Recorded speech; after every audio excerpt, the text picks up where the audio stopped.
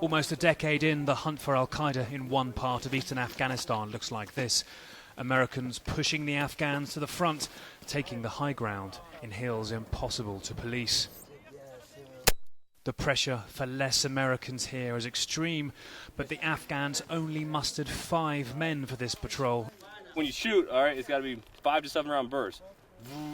Let go. And despite this training, are barely up to policing the local villages, let alone taking on the very terrorist network America came here to eradicate. Well, it's here that Afghanistan's future looks a lot like its past. American control does not extend up into this valley, and high on those ridgelines, they found safe havens for Al-Qaeda. US and Afghan officials have revealed to CNN they located here Al-Qaeda fighters using these secluded alpine villages for training and planning. In June, hundreds of Americans were airlifted in, 9,000 feet up, but they faced fierce resistance and a longer, nastier fight than planned. US officials say they killed 120 insurgents and top leaders, many Taliban, but several of them Arabs linked to Al-Qaeda, damaging their network.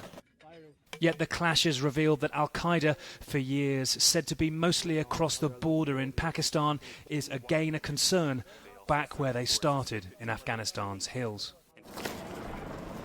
We push down into the Watapur Valley, still an insurgent stronghold. High-tech American attack helicopters buzzed overhead until militants shot at them from up the valley. It's uncharacteristic for the Taliban I know from around here. They're getting pretty gutsy.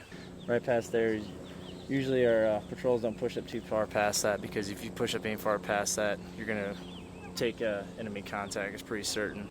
The Afghans clear about who lay in wait for them ahead. It's very dangerous. There are Taliban, Arabs, Pakistanis there. At the foot of the valley, the American base is often hit by pot shots, sometimes from lone gunmen up high, who they then mortar. Al-Qaeda's return to these remote hills could tie America's hands, making it harder to justify pulling back from here. The terrorist network that made America's case for invading slipping back in just when America makes its case to leave. Paton, Walsh, CNN, Kunar, Afghanistan.